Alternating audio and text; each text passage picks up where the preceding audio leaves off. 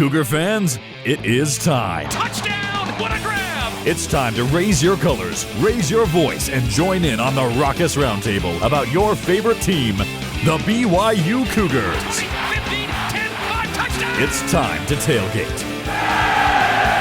Cougar Tailgate, where BYU sports fandom lives.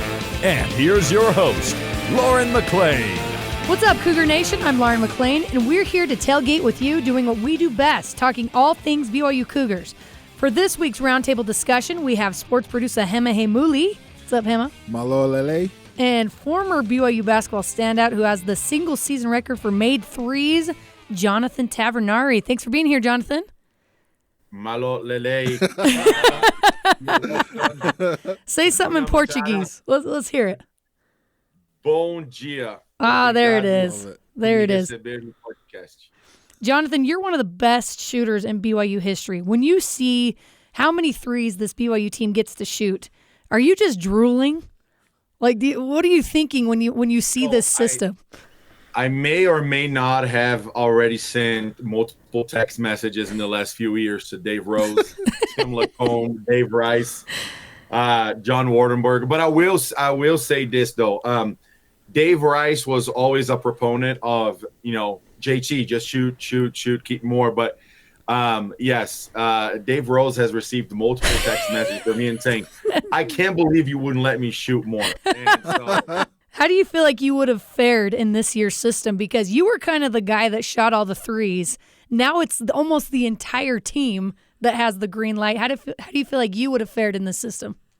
Yeah, this year has been so there are two teams that I look at and I'm like, man, I would have fit in like a glove and it would have been amazing. One was Coach Pope's first year with Yoli and Jake Toulson and TJ, because the way Zach Salius played, Zach and I, I worked a lot with Zach and give him some advice and different things and and say, hey, you can really play that stretch, that stretch four, that, shooting forward, point forward type of role. And now Zach is above and beyond doing amazing in Europe.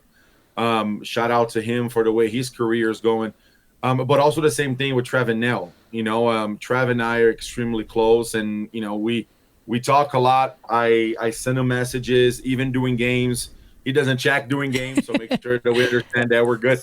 But there's different things that I see. I'm like, hey, you didn't play last game. Maybe this game don't start off trying to catch up for missing time.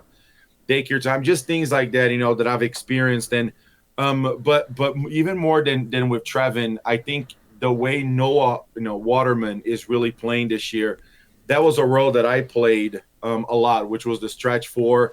And then move without the ball. There are a lot of times, there's a few clips that come to my mind just fresh against Texas. The first few buckets of the game was Noah, and it was him cutting and Ali just dishing the ball to him. And that was a lot of how I played, moving without the ball and just trying to find and get to my spot. And so I think it'll be great. The day that I came for the Wyoming game to do the pregame show, after I left, I went to say hi to a few people, and Mark saw me. He was like, JT, you probably shoot 23s by yourself. One of my teams. So that's the way I feel about these teams and the way they're playing. That's what I was going to ask next is how many texts has Mark Pope received from you? Asking if you can join the team again. I will say this, I compliment him a lot, and I think he deserves to be complimented. Probably the one thing that I've always been a little bit critical of him at the beginning was I just felt that he subbed guys in and out a little bit too quick. And sometimes as a shooter, you need to find that rhythm, you need to find that momentum. But just to see the way that he is going with Trevin, with Jackson, with Richie, with Noah, nothing but respect for him and the staff. The things that they're doing this year, they are in the driver's seat to see how far they can go into the season. And so it's been an amazing thing to see. And, obviously props to him. I've known Cahill since he got here. Nick and Cody, I probably have a little bit longer relationship, especially with Cody, because he was with Coach Rose and so we've known each other forever. Nick speaks Portuguese, and so we've always been able to connect. But it's incredibly amazed and happy for how this staff is handling things this year. I love that the team has you as a mentor. I think that's so cool. And also, I want to shout out Zach Celius because he has an incredible mullet. Have you seen his mullet now? Oh, shout out Zach. Goodness. A fellow bountiful boy. You know, that's how we do. He's living his best life. I think it's in Germany, right? Isn't he Germany? Yeah, he's just growing that mullet and having a great time. Letting it flow. BYU basketball is 15-5, 3-4 in conference right now, coming off a huge home win against Texas. With 11 conference games left in the regular season, the Cougars are going down to Morgantown to take on the West Virginia Mountaineers, who are second to last in the conference, but a team who just beat Texas and Kansas on their home court. So it'll be another challenge for BYU in front of a hostile crowd. Jonathan, when you go into an opponent's arena where everyone is rooting against you, yelling all sorts of things, who knows what, how do you maintain composure and focus on the task at hand? I think you have to – you take into moments, right? I think, college basketball is a little bit easier because you have mandatory TV timeouts. Whereas, I'll take from our experience, in FIBA basketball, in the EuroLeague, in the different leagues throughout there, they don't have mandatory timeouts. And so, when I was in college, I always took timeout by timeout, 16, 12, 8, and 4 minute mark. I mean, that's how you try to win those battles. You try to minimize and reduce. Hey, these are the goals. These are the next steps for us to be successful. There were some crazy arenas when I was at BYU. I would go into New Mexico, and it would be deafening. Marriott Center-esque, and then at UNLV, because I went to high school at Bishop Gorman. UNLV was always a place that, at least to me, I always felt that as soon as I touched the ball, everybody was, feeling a type of way. Air Force was also crazy, and I've shared this before. Whenever I played at Colorado Springs against the cadets, I would hear all sorts of, he's illegal. Oh my gosh. And in all honesty, this whole thing about horns down and people being up on their feelings about it. I don't know about you guys, but I feel like if somebody says that I'm illegal and I need a visa, I feel like that would be more offensive than just going horns down. And so, but my point of saying that is that, I just compartmentalized it. And to me, it, knocking down a big 3-pointer to be able to kind of silence the crowd, that was huge. When you play in Europe with, 15, 20,000 people yelling and screaming, the way that we've seen in different videos lately on social media. But to me, and to kind of finalize your question, I always felt the most pleasure in probably knocking down 2 or 3 3-pointers in a row. Because by the time you make that last one and the other coach calls a timeout, and it is an out-of-body experience. And, at that point, there's nothing that, the other team or the arena can say to you.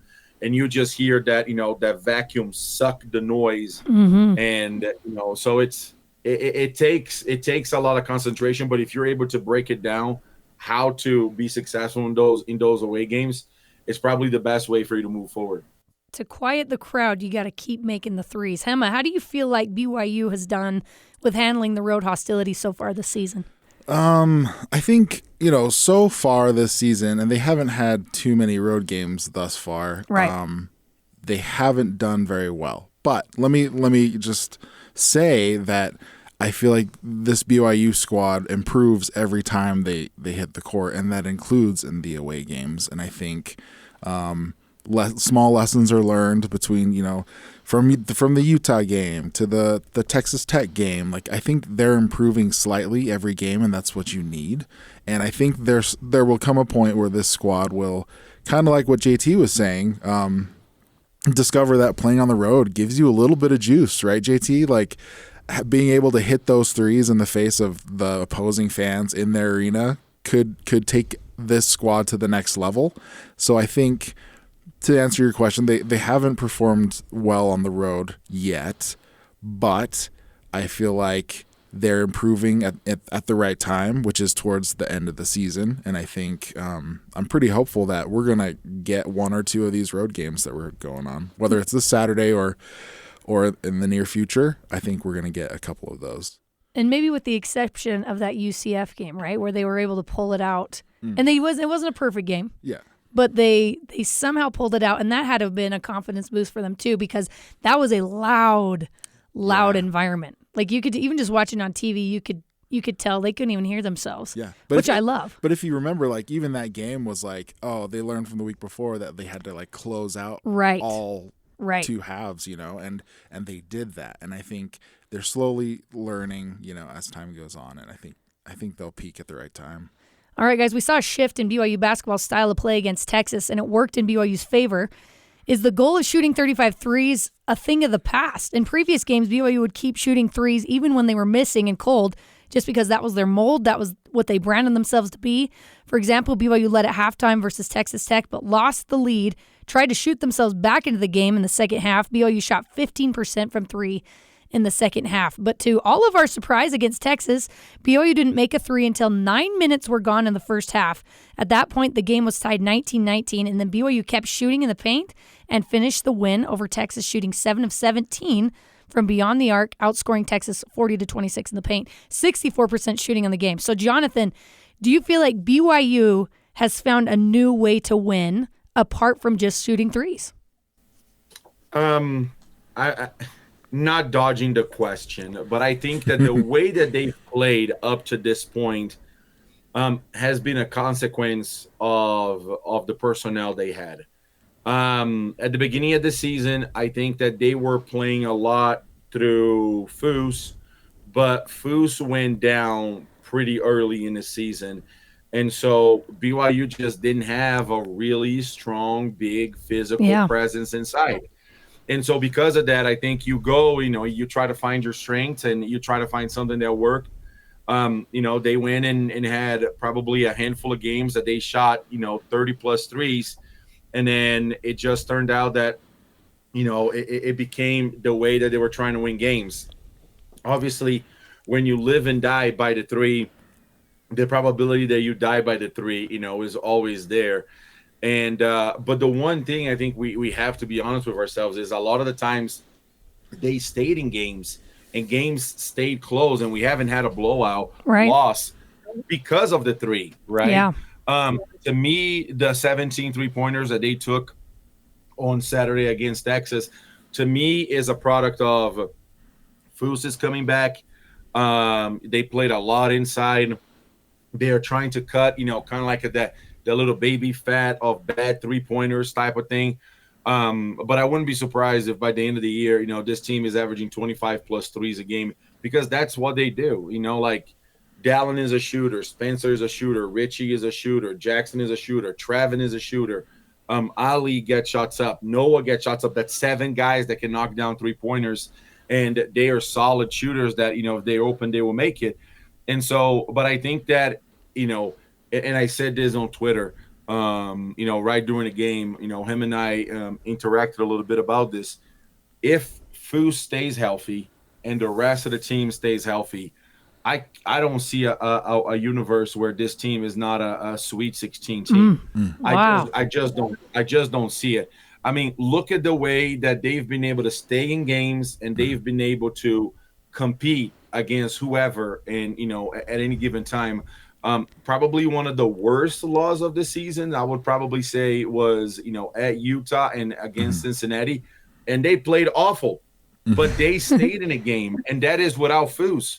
And so when you put that much of an unstoppable force on the low post, it's going to open up more for everybody. And so to me, shooting a lot, I don't know if we're only going to shoot 17 3-pointers. I think the goal for this team should be to get about 25. But I think that as Foose gets healthier and play more, that number is only going to go up. Yeah, I think that's a really good point. That puts a lot of pressure on Foose, though, if you think about it, because 3 big guys, you got Atiki Ali Atiki, Foose, and you got Ali Khalifa. They are 3 very distinct big guys, do very different things, and the game definitely changed when Foose is in. So do you agree with that, Hema, that is what made the difference in the game. 100%. I think BYU is they have all the tools to play different styles and ways, and they're just trying to figure out like when to implement what. I think like from a big picture view, right? Like for the Houston loss, like we hung around. But we couldn't get a 3-pointer. Like we couldn't buy one in the second half. But then you look at the Texas game, and I'm going to be honest, like the Texas backcourt scared me. I thought they were going to run us. Mm-hmm. We found a way to score in the paint. Jackson Robinson was driving and doing all kinds of stuff that, tools that we knew he had. It's just they implemented it at the right time, and we were able to come out versus Texas with the win. So I think I 100% agree with JT. I agree with everything you guys are saying. I think it's also just, BYU's still in the learning process, improving little by little, and that they're learning, what tools we need to win certain games. And I'm curious to see how West Virginia turns out. Like, how are they going to grind out this win? And I'm going to add something to what Hema said about learning new tools. That noise that you heard was me trying to go to ESPN to look at the stats.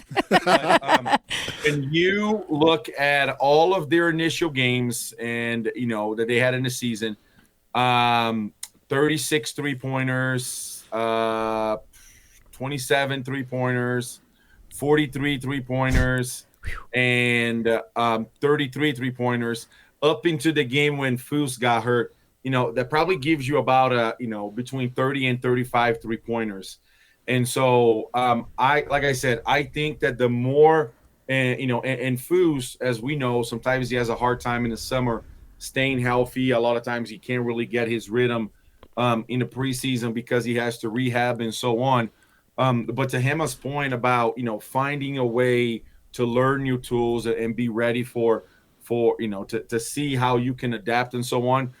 I kind of going to stand by what I said. I think that between 25 and 33 pointers, that's where this team is going to end up averaging. To your point, Lauren, I think life becomes a little bit difficult for Atiki because where do you find playing time? Right. I think Atiki has something that no other big at BYU has, which is the athletic leaping ability to be a shot blocker and a rim protector, right? But, we haven't really played against, somebody that really plays above the rim, that you force Foose or Ali to have to come out of the game. And I know that's a tough situation for Atiki, but when you're looking how we can make the most damage offensively, because defensively this team has been fine. Mm-hmm. They switch 1 through 5, they help and recover, they're scrambling. And so, but I think offensively, if you can figure out a way of Foose playing, around 20, between 20 to 25 minutes, and then you get Ali playing anywhere between 15 and 20 minutes, that gives you 2 different dimensions, 2 different looks on offense of being extremely effective. And, and from there, you can do an array of different matchups with, Richie and Foose, or Ali and Foose, and Ali and Noah, and then on the guard lineup. And so it's unfortunate that Atiki is getting a little bit less playing time, which, it's also the true with Trey, and so Trey Stewart. But, sometimes in conference you get down your rotations to 7-8 players, and that's just the way it is. And it's a good problem to have too many guys that you feel like you want to rotate in. You got to have that depth because anyone can go down at any time, right? So as much as it stinks for those guys on the bench, you got to have them there and ready to go at all times because you never know what's going to happen. Up next, we'll hear from you, the fans, about how far you think BYU basketball can go in their Big 12 debut. This is Cougar Tailgate.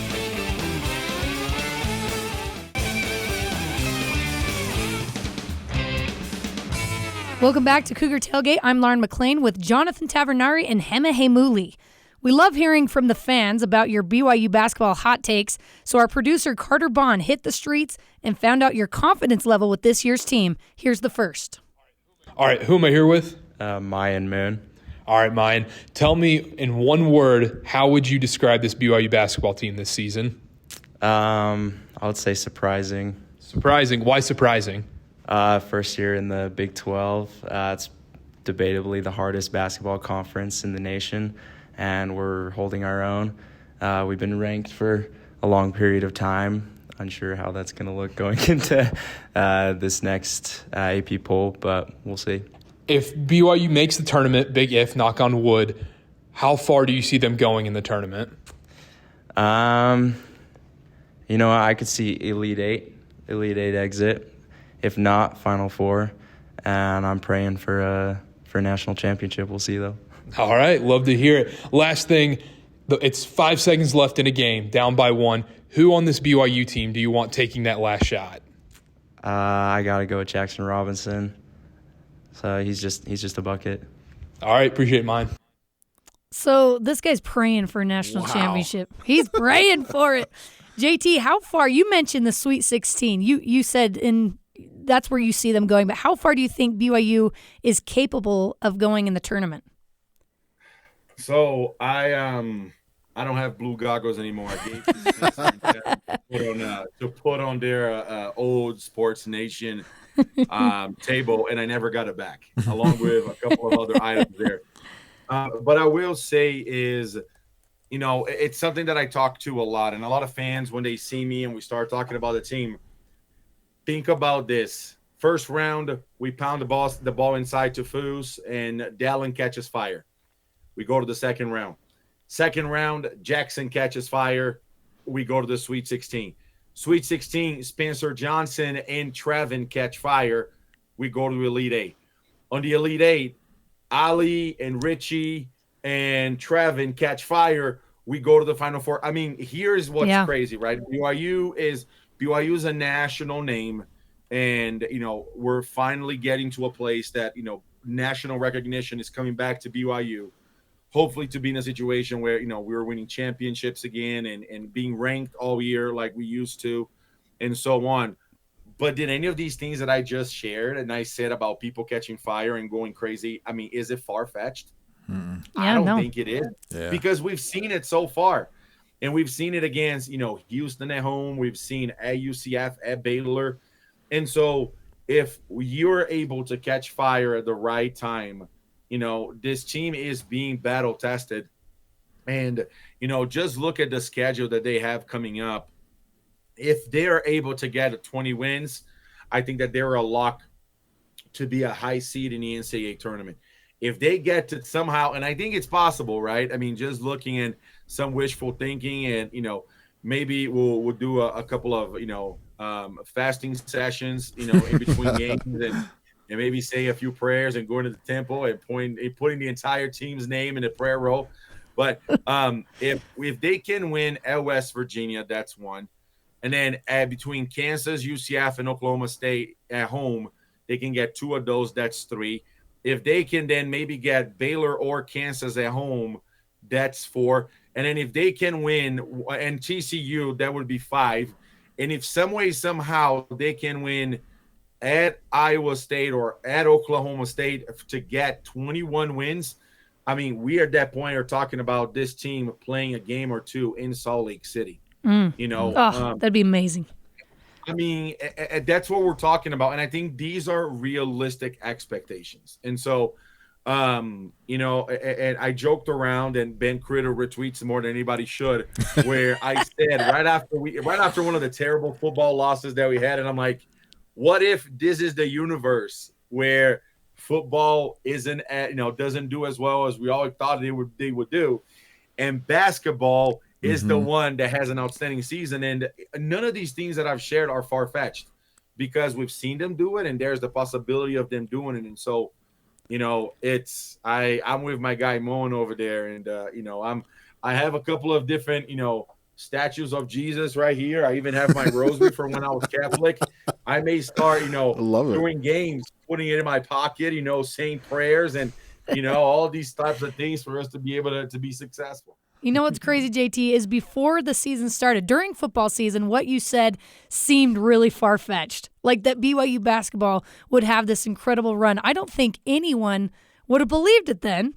And then as the game started going on, you're like, oh, maybe. And then here they are having a phenomenal season, ranked in the top 25 in their debut in the Big 12. It's kind of a surreal a surreal thing right now. Hema, how far do you think this BYU team, from what you see right now, can go in the tournament? Oh, man, I do think they're good for 1 or 2 wins just as they are right now. And then if my theory that they're going to get better and better comes true, they could go even further.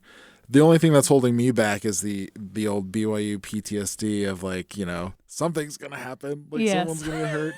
There is an element of luck that's needed to go far in the NCAA tournament because that's a grind, right? Yeah. The best teams in the country, I do think there needs to be some good luck had, but with how surprising the BYU squad has been this season compared to my expectations preseason, man, they could get lucky. I think maybe it's our time, JT. Maybe we're back. We'll see. All right, let's. If they really come to Salt Lake, you and me need to get a whole lot of people and paint our chest for sure. And it's all of my integrity and self-respect is going to go out of the window. Yep. Who cares? They're like, isn't that Jonathan Tavernari? Oh, I don't even care. I mean, Wild Bill from Utah State ain't going to have nothing on me. Who's going to say that? If they have a game in Salt Lake, it will be pandemonium. Count me in. Count me in, JT. All right, let's hear the next one. My name is Kevin Humphreys. All right, Kevin. Give me one word to describe this BYU basketball team. One word I would use to describe this BYU team this season is resilient.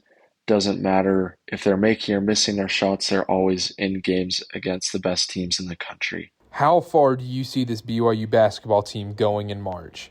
I can see this team winning a game in March, but not going any further.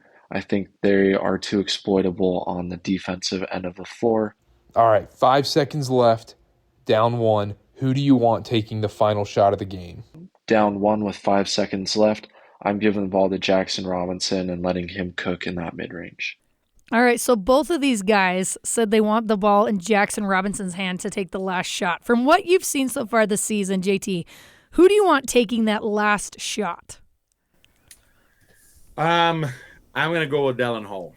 Ooh. Okay. And the reason why I'm gonna go with Dallin Hall is the same reason why Mark Pope went to Dallin against Utah, but the play just didn't connect. I'm thinking about situations, and let's see if you guys follow me here. Dallin is to the top of the key, towards a little bit to the right side, and he's dribbling and he is looking. There is a guard on the corner on the right side, spacing out, and then Jackson, Noah, and Ali are on that side, and they're doing their little spinning around, trying to get open. The amount of times Dallin is able to go and get a bucket by beating people off the dribble or by being crafty and spinning and so on.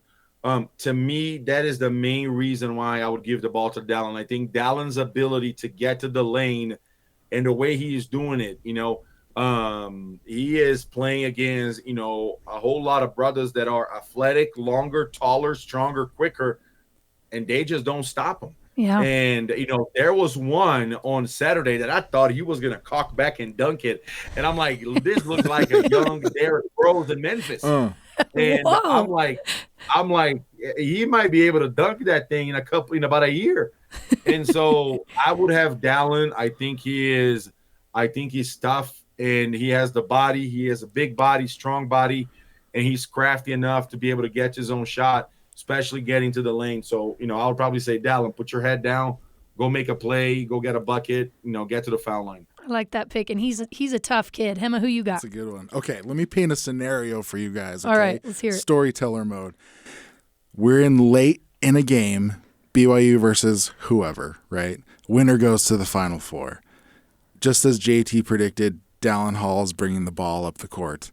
And what I'm seeing in my mind is Dallin Hall driving to the basket, and just as you think he's going to make it to the rim, he'll kick out to Trevenell, who's wide open.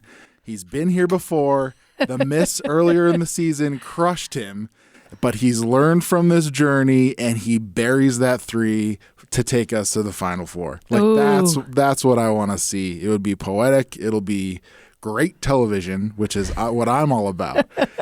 And I would do that with Trevin Nell.